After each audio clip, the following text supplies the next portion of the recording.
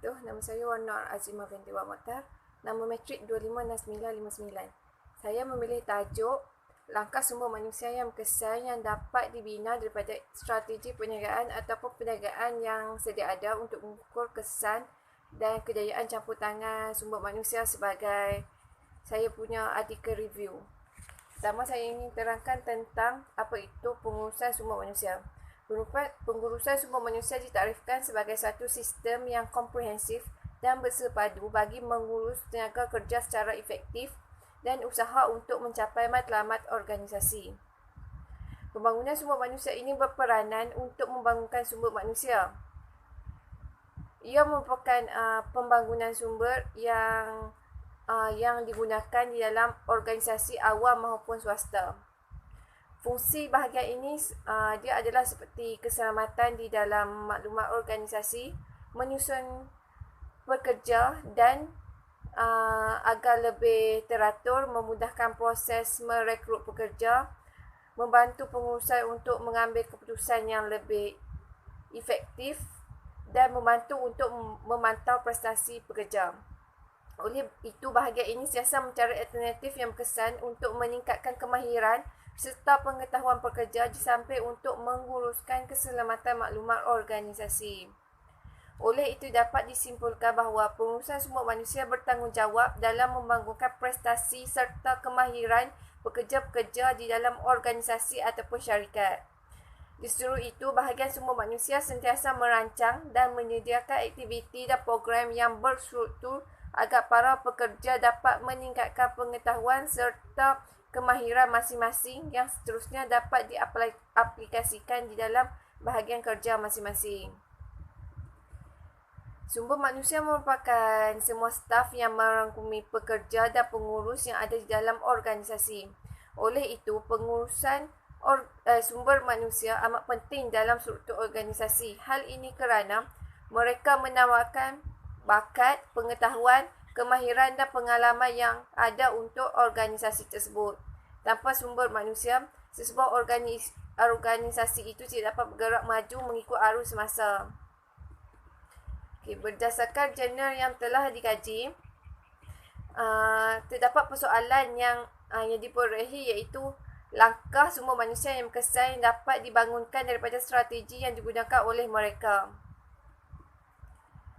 Oleh itu, pengkaji menggariskan isu berkaitan dengan prestasi kerja di dalam organisasi dan bagaimana pengurus sumber manusia berperanan dalam menangani isu tersebut.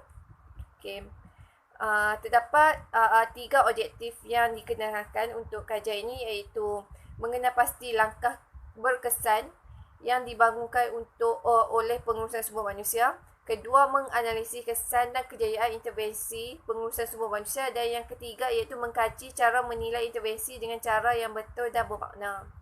Kaedah kajian yang digunakan iaitu untuk mendapatkan data.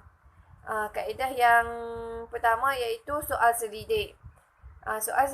Borang soal selidik digunakan untuk tujuan pengumpulan data pertama. Kaedah ini bagi memudahkan lagi proses pengumpulan data dilakukan. Yang kedua iaitu kaedah temu ramah. Temu ramah ialah proses komunikasi dua hala yang formal. Oleh itu, sesi temu ramah perlu dilakukan dengan lebih terancang. Hal ini bagi memudahkan mendapat maklumat yang diingini. Berdasarkan kajian yang telah dilakukan, pengkaji menemukan cara terbaik untuk menilai kesan intervensi prestasi kerja iaitu untuk menguji pekerja mereka dengan mengetahui cara-cara yang berkesan untuk meningkatkan prestasi mereka. Hasil daripada kajian iaitu pengurus perlu mengambil statistik asas untuk setiap indikator. Hal ini supaya hasil yang diperolehi lebih jelas dan dapat dibandingkan dengan lebih berkesan. Yang kedua ialah memahami bagaimana mereka menerapkan maklumat yang ada yang diperolehi yang akan seterusnya diaplikasikan di dalam setiap tingkah laku mereka.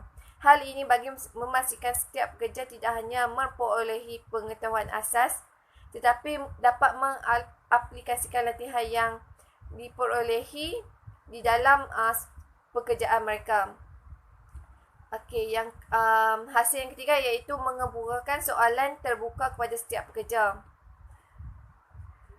Langkah ini dapat membantu untuk lebih memahami bagaimana pekerja itu menerapkan latihan yang telah diberikan, dan seterusnya mengenal pasti sama ada latihan yang diberikan itu efektif ataupun tidak.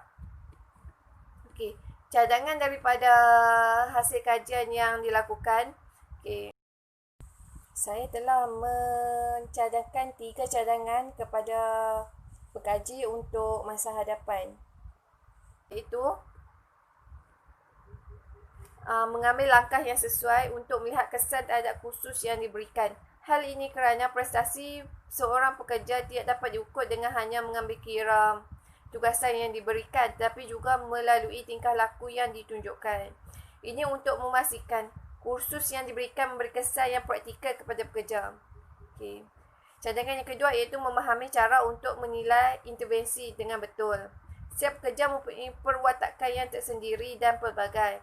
Oleh itu, pengurus kursusnya perlu memahami setiap watak yang ditunjukkan oleh pekerja bawahannya agar intervensi yang direncanakan menunjukkan hasil yang memuaskan. Okey.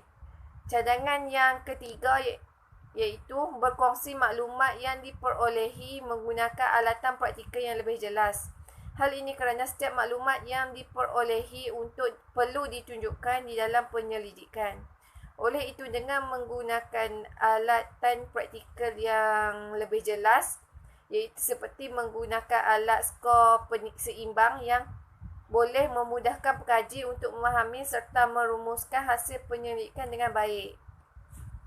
Kesimpulan keseluruhan terhadap jurnal yang telah dikaji adalah untuk mendapatkan maklumat yang jelas, pekaji perlu mengembangkan strategi yang digunakan untuk mengukur prestasi setiap pekerja. Hal ini kerana bahan yang diperolehi kemungkinan bersifat subjektif dan sukar untuk diukur. Oleh itu, kaedah yang digunakan haruslah berupaya untuk mengesan faktor utama suatu masalah yang dihadapi. Matlamat yang digunakan haruslah jelas dan tepat dalam mencari penyelesaian yang terbaik. Hal ini penting untuk mempertingkatkan strategi yang bakal diambil dan seterusnya menyediakan rangka kerja yang sesuai dengan operasi organisasi tersebut. Sekian, terima kasih.